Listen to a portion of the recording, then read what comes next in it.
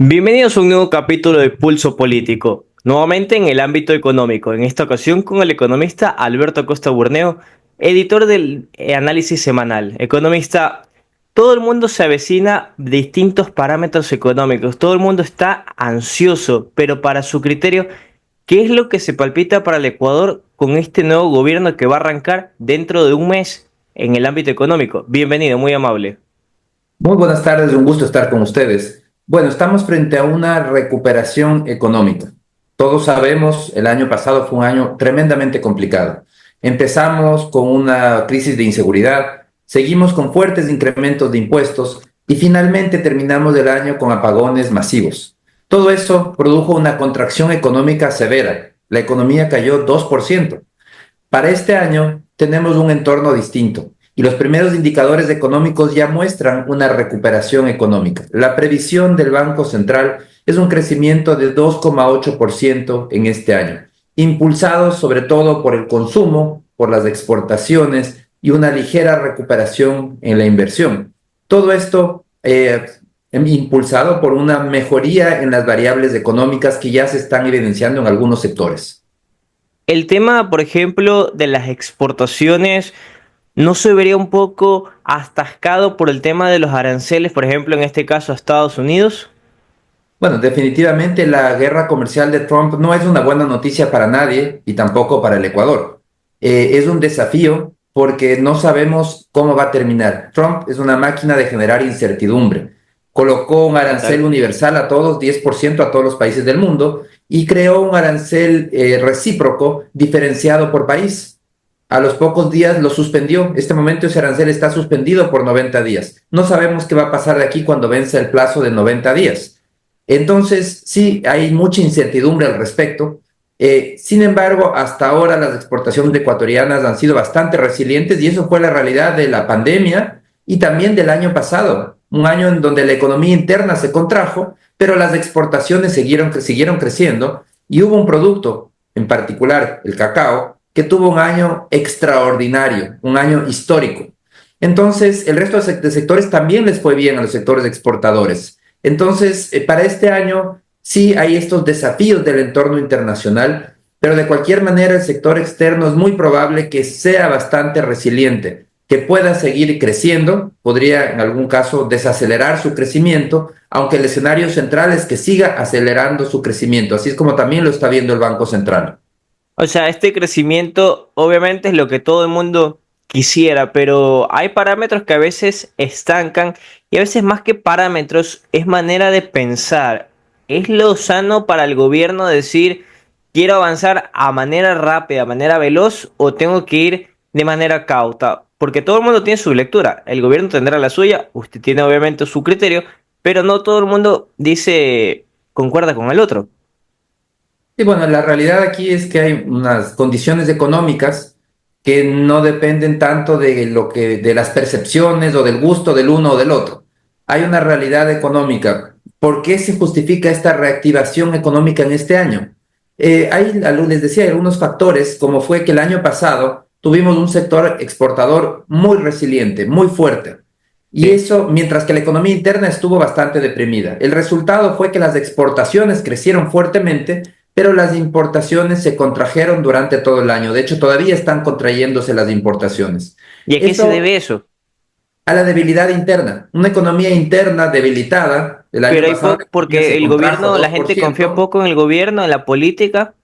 No, la economía del año pasado se contrajo por la debilidad en la inversión, sobre todo. La inversión privada cayó. ¿Y por qué cayó? Por los tres factores que mencionaba. Una crisis de inseguridad muy fuerte al inicio del año, eso restringe inversiones. Impuestos, incremento impositivo importante, retira dinero que pudo usarse para invertir, por ejemplo, las contribuciones extraordinarias a las empresas, a la banca. Eso era dinero que se podía invertir o se podía prestar y que se usó para pagar impuestos. Y el tercer tema al final del día fueron los apagones. Entonces, en un entorno de ese tipo, como el que vivimos el año pasado, la inversión se vio muy restringida y por eso es que el crecimiento cayó. Entonces, el consumo de bienes, la compra de bienes importados, de maquinarias, de equipos, de bienes de consumo, se redujo. El resultado al final del día es que se produjo un superávit comercial récord, gigantesco. ese dinero termina entrando al país, se acumuló en el sistema financiero. Es una primera fuente de liquidez. La liquidez desde junio del año pasado está creciendo, acelerándose mes tras mes. Y entonces tenemos esa fuente de liquidez que es el superávit comercial. Ok. A eso se suma una segunda fuente de liquidez que fueron las remesas. Las remesas del año pasado crecieron alrededor de un 20%, un crecimiento sólido. Y un tercer crecimiento de la liquidez, viene por el lado del financiamiento externo neto, lo que le prestan al gobierno debido a los programas con el Fondo Monetario. Es más lo que le prestan al país que lo que tiene que pagar al exterior. Todo eso ha permitido que haya mucha liquidez, los depósitos han subido aceleradamente, pero el crédito no ha crecido al mismo ritmo. Este O momento, sea, los pura depósitos crecen captación, más poca rápidos. colocación. Claro, los depósitos crecen más rápido que el crédito. ¿Y por qué no sube el crédito tan rápido? Precisamente porque ese entorno complejo hace que la demanda de crédito esté deprimida. Pero eso va a cambiar. Eso es lo que vamos a ver cómo este año va cambiando. Ya no hay la incertidumbre política que limitaba la demanda de crédito. Esperemos que no haya apagones. Entonces, todo esto va a permitir que este año esa liquidez que existe, porque tenemos una economía muy líquida, existen muchos recursos en la economía que claro, tienen dueños, no es que son recursos sin dueños, son de dueños de Ah, quienes, de obvio. los exportadores, sectores de exportadores sobre todo. Pero ese dinero ya está depositado en el sistema financiero y el sistema financiero tiene que prestarlo a quien lo necesite. Entonces vamos a ver cómo se transforma ese dinero, esa liquidez se transforma en crédito y eso dinamiza el consumo y dinamiza la inversión. Entonces esa es la realidad económica detrás de la recuperación económica que vamos a vivir este año. Ok, o sea, de manera de que como hay estabilidad desde lo eléctrico, por así decirlo, lo político y también la forma de ir manejando por parte de la banca, que usted dice que va a haber esa manera de avanzar.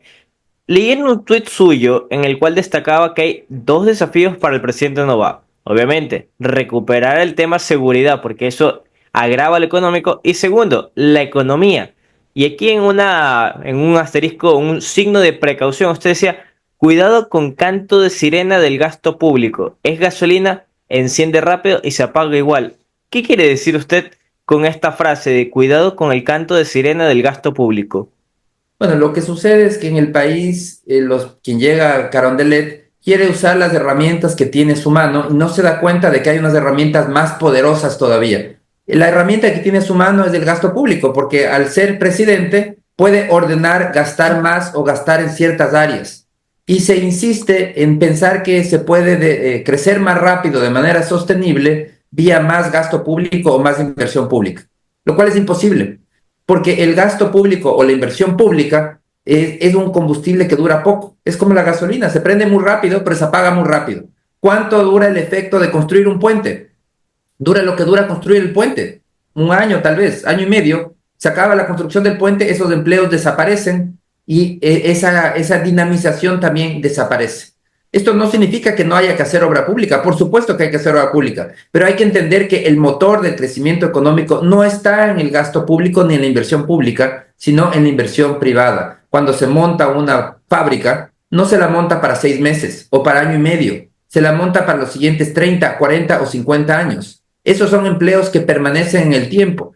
Por eso es que el motor de la riqueza y del crecimiento económico está en la inversión privada y hay que tener cuidado con caer en este mismo juego perverso una y otra vez que se dice, no, es que para crecer más rápido que el Estado gaste, invierta más. Pero eso en un Estado, si hubiera los recursos, maravilloso, totalmente de acuerdo. Flor de Pero no piel. existen los recursos, el Estado está en una situación muy compleja con un déficit fiscal todavía importante. Entonces, en una circunstancia de este tipo, elevar el gasto, lo único que va a hacer es que tengamos que tomar un ajuste mucho más fuerte poco tiempo más tarde, porque no hay recursos y que toca hacer una restricción nuevamente de la economía. Es decir, es pan para hoy, hambre para mañana.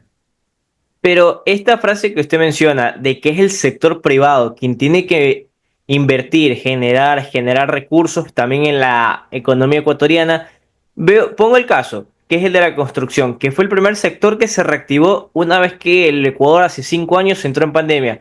Pero este dicho sector, hoy en día, por ejemplo, usted ve que hay construcciones que van a paso lento, otras más rápido, pero es consecuencia de la falta de venta. ¿Esto cómo dinamizarlo para poder sostener, como usted expresa, estos empleos que son de corto plazo, pero que a su vez sean rentables para cada uno de los beneficiarios? Bueno, hay que estar muy claros que la construcción no es el motor de la economía. es el termómetro de la economía. Es lo que mide cómo le está yendo a una economía. La construcción, como tenemos en el país, una construcción bastante deprimida, el año pasado se contrajo fuertemente, es el resultado y la evidencia de que la economía se estaba contrayendo. Entonces, es un absurdo decir, es que si inyecto más dinero público en la construcción, se dinamiza la economía. No, no se dinamiza la economía. La construcción, para endeudarse, por ejemplo, en una vivienda, hay que tener un trabajo, porque si no, no me puedo endeudar. Un trabajo estable, un ingreso mínimo que me permita endeudarme. Entonces, necesitamos una reactivación de toda la economía. ¿Y cómo se reactiva una economía? Se reactiva vía inversión productiva, inversión privada. Por eso es que el país, la urgencia del país para poder hacer crecer la economía es abandonar esos criterios equivocados de decir es que con gasto público o con inversión pública reactivo la economía. No funciona así, eso no es sostenible, eso dura muy poco tiempo. Necesitamos reactivar la economía mejorando el entorno para la inversión privada. Y eso implica reformas estructurales, que ese es el gran desafío del presidente. No hay como quedarse contentos con una economía que crece relativamente lento. Nuestra meta debería ser cómo hacemos para crecer al 5% por 2 décadas, 3 décadas, por sobre el 5%. Eso ya Entonces, sería a largo interesante. plazo. Entonces, ¿cómo se lo hace? Vía reformas estructurales. ¿Qué tipo de reformas estructurales? La primera es eliminar todas las barreras a la inversión privada, porque somos un país que nos quejamos que los inversionistas no quieren venir al país. Es falso. Los inversionistas sí quieren venir al país. Lo que sucede es que nosotros no les permitimos, y no les permitimos cuando en la misma Constitución decimos los sectores más grandes de la economía son monopolios estatales, los mal llamados sectores estratégicos, monopolios estatales, electricidad, petróleo, minería, telecomunicaciones, etcétera. Son monopolios estatales en donde solo por excepción se tolera a la inversión privada. Entonces, en esos sectores hay que justificar cada inversión privada. No es que el que quiere invertir invierte, no. Tiene que justificarse, decir por qué el Estado no lo pudo hacer y por qué vamos a tolerar que lo haga un privado. El resultado de todos estos sectores es insuficiente inversión. Esto sucede, por ejemplo, electricidad, apagones masivos. ¿Por qué? Por insuficiente inversión. Porque solamente el Estado puede invertir libremente. El privado tiene que justificar su existencia porque solo es tolerada como una excepción. ¿Qué sucede en Como un petróleo? caso de emergencia. Exactamente, petróleo, caída libre de la producción petrolera. Hemos perdido 100.000 barriles por día en la última década. Estamos urgidos de recursos, de más obra pública y nos damos el lujo de cada vez producir menos petróleo. ¿Por qué? Porque tenemos un monopolio estatal en el petróleo, donde solo por excepción se tolera la inversión privada. Entonces, el desafío del país en este campo de eliminar barreras de entrada, está el aprender lo que los comunistas chinos aprendieron hace muchísimos años. Los comunistas chinos se dieron cuenta cuando Deng Xiaoping dijo, no importa que el gato sea blanco o que sea negro, lo importante es que case ratones. Pero claro, en el status quo ecuatoriano, en la mentalidad ecuatoriana, mucho más radical que cualquier comunista chino, decimos no, no queremos inversión privada en los sectores más grandes de la economía, que se quede fuera esa inversión, solo queremos inversión pública. ¿Pero Y eso los es un comunistas chinos mal se de dieron la cuenta. política o es un mal de la ciudadanía en general a su criterio? Por la forma como usted lo expresa, obviamente necesitamos inyección extranjera en ciertos sectores, en los denominados, como usted expresa, sectores estratégicos, pero ¿es la mentalidad ecuatoriana o es la mentalidad de los políticos de turno? Se retroalimentan y los políticos además responden. Hay una relación entre los dos, entre ambos están retroalimentándose. Los políticos están inyectando estas ideas, pero que calan bien porque el público también le gusta y el público les retroalimenta de regreso al político diciendo esto me gusta, bloquee, no permite inversión. Eso de ahí se nos van a llevar nuestros recursos, que no se lleven, tenemos esa mentalidad de que se van a llevar nuestros recursos. Entonces es un tema de retroalimentación de parte y parte, no es una cosa de los políticos solamente, es de parte y parte. Y lo que digo, lo que hicieron los chinos que entendieron, ellos se dieron cuenta que para poder ser una potencia, tenían que tener muchísima inversión y que la inversión pública siempre iba a ser insuficiente. Por eso es que abrieron la puerta a la inversión privada y lograron transformar su país como lo transformaron. Y ahora son una potencia mundial. Entonces, en el Ecuador hay grandes desafíos para, primero, eliminar esas barreras de entrada. Otras reformas estructurales, esa no es solo la única. Y claro, eliminar barreras de entrada implica eliminar el pernicioso concepto de sector estratégico. La inversión tiene que ser aceptada de cualquier tipo. Queremos inversión privada, pública, nacional, regional, extranjera, de todas partes. Lo que queremos es inversión en todas sus formas. Ese concepto tiene que quedar claro en la legislación y en la accionar del Estado. Después, Para otra. cerrar la entrevista, economista, e irle agradeciendo, voy con un tema breve. Usted pone reformas o constituyente.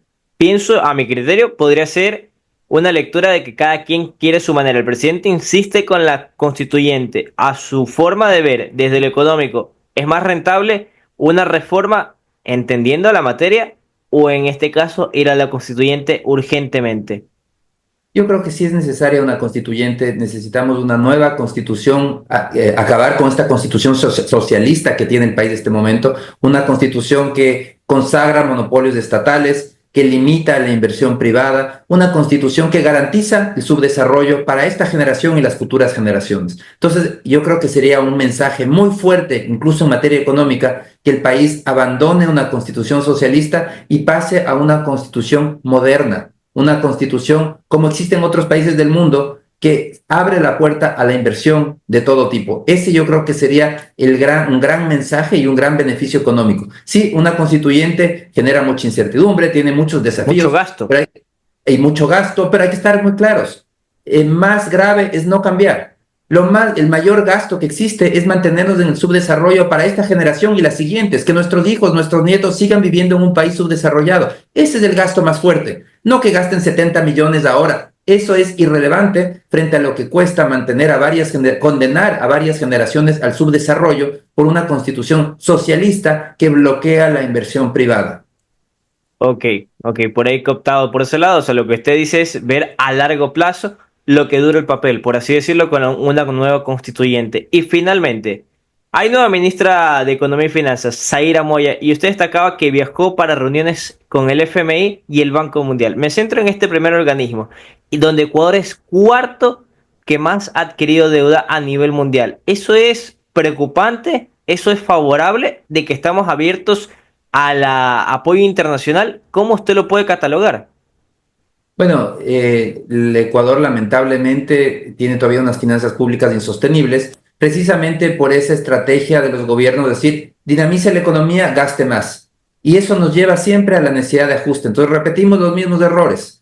Gobiernos que se dedican a gastar alegremente, a endeudar al país alegremente, y cuando las cosas son insostenibles tenemos que pedir ayuda del Fondo Monetario. Lo ideal sería que que no tengamos ninguna deuda con el Fondo Monetario, pero para eso deberíamos tener unas cuentas fiscales sostenibles. Si hubiésemos sido responsables en la bonanza, durante el gobierno de Rafael Correa, si hubiese habido un gobierno responsable fiscalmente, no tendríamos por qué endeudarnos agresivamente y con el Fondo Monetario podríamos acudir al mercado de capitales como hace Colombia y Perú. Hay que estar muy claro, el riesgo país tan alto significa que este momento el Ecuador tiene cerrado el mercado de capitales, no se puede financiar con deuda internacional, la única Deuda con los alternativa que tienes con el multilaterales. Fondo Monetario. Y además, si en algún momento se llega a abrir el mercado de capitales, a Ecuador le van a terminar cobrando el doble de lo que le cobran a Colombia o el triple de lo que le cobran a Perú. ¿Por qué? Porque el Ecuador ha hecho gala de ser un mal pagador, de ser irresponsable. Es muy alegre para endeudarse, para gastar, eso nos encanta. Pero el rato que hay que pagar las deudas son ilegítimas. Eso ya no me gusta. Ahí hubo un problema, no las quiero pagar. Y entonces el Ecuador tiene el récord histórico de más defaults, de no pago de la deuda. A nivel global es uno de los países que más veces ha dejado de pagar sus deudas. Ahí está la reacción del economista Alberto Costa Burneo, a quien quiero agradecerle por su tiempo. Hemos conversado de la perspectiva política en ámbito económico que avecina para el Ecuador en lo que va a ser dentro de un mes el nuevo gobierno de Daniel Noboa. Economista, muchísimas gracias por habernos acompañado aquí en Pulso Político. Muchísimas gracias, siempre es un gusto. Muchísimas gracias. Nosotros nos reencontramos en un próximo capítulo. Pasen bien.